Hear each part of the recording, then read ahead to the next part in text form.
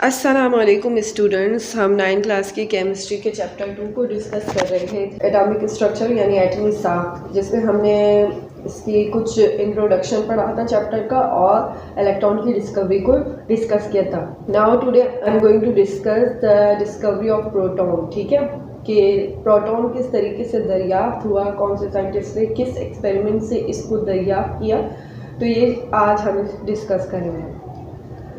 तो इलेक्ट्रॉन की डिस्कवरी जिस एक्सपेरिमेंट से हुई थी उसी एक्सपेरिमेंट से हम प्रोटॉन की भी डिस्कवरी करेंगे। बस फ़र्क यहाँ पर ये है कि पूरा एक्सपेरिमेंट और पूरा एक्सपेरिमेंट का जो अपैरेटस है वो बिल्कुल सेम है, सिर्फ यहाँ जो कैथोड यूज़ होगा वो क्या होगा, परफोरेटेड होगा। यानी मैं दोबारा आपको एक्सप्लेन कर देती हूँ कि हमने इलेक्ट्रॉन की डिस्कवरी के लिए क्या लिया था।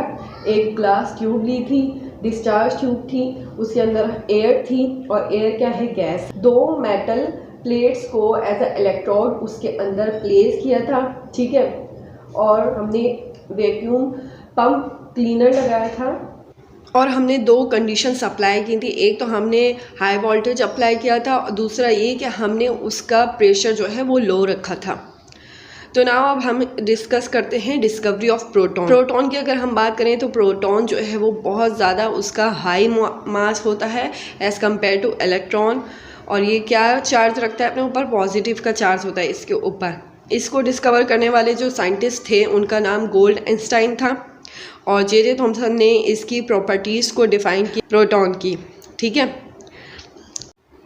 तो ये आपके पास एक पिक्चर है, डिस्चार्ज ट्यूब एक्सपेरिमेंट की ही पिक्चर है। सेम सारा वही काम है, लेकिन सिर्फ यहाँ पर डिफरेंस हमने ये रखा है कि जो हमारे पास कैथोड था जिस पे नेगेटिव चार्ज था उसको हमने परफोरेटेड कर दिया है। क्या कर दिया, उसके अंदर होल्स कर दिए हैं।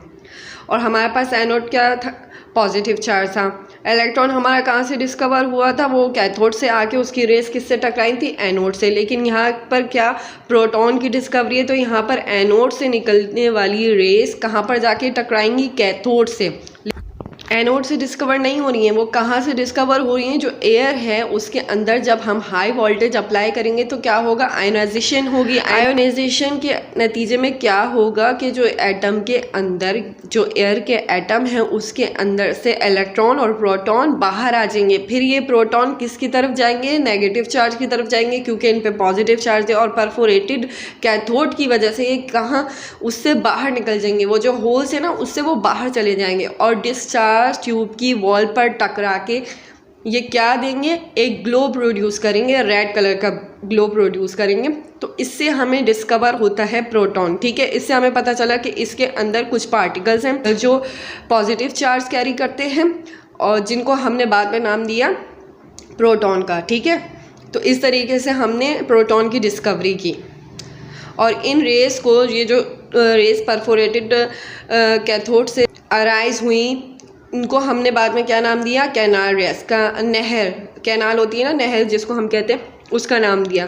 क्यों नाम दिया, क्योंकि ये बिल्कुल सीधी थी। ठीक है, और नहर की तरह जा रही थी, बिल्कुल सीधी सीधी। फिर जो साइंटिस्ट थे गोल्डस्टाइन, उन्होंने ये ऑब्जर्व किया कि एटम जो है वो क्या होता है, न्यूट्रल होता है, एटम के ऊपर कोई भी चार्ज नहीं होता। उन्होंने कहा जबकि इलेक्ट्रॉन के ऊपर नेगेटिव चार्ज होता है तो ज़रूर ऐसा कोई पार्टिकल मौजूद है जिसके ऊपर पॉजिटिव चार्ज है और वो न्यूट्रलाइज कर रहा है इलेक्ट्रॉन को, जब भी जो हमारा एटम है वो क्या है, न्यूट्रल है।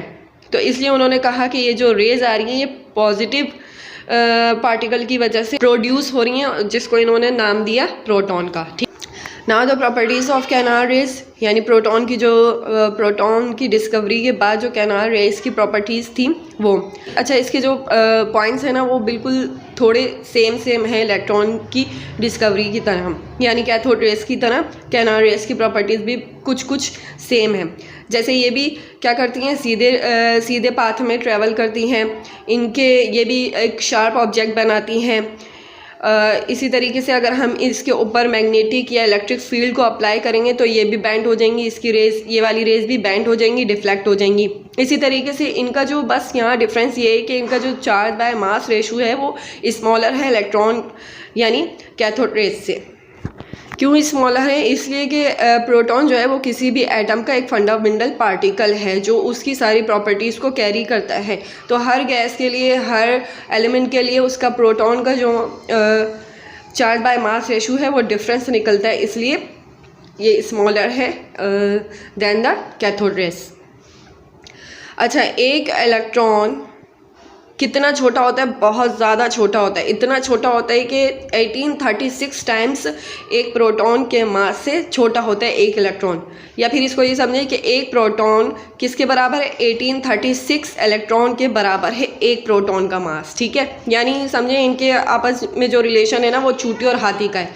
चूटी क्या है? वो आपका इलेक्ट्रॉन है, और हाथी क्या है? प्रोटॉन। ठीक है, वीडियो अच्छी लगी है तो प्लीज़ प्लीज़ प्लीज़ मेरे चैनल को सब्सक्राइब कीजिए, अपना फीडबैक दीजिए कमेंट के थ्रू। दुआ में याद रखिए। अल्लाह हाफ़िज़।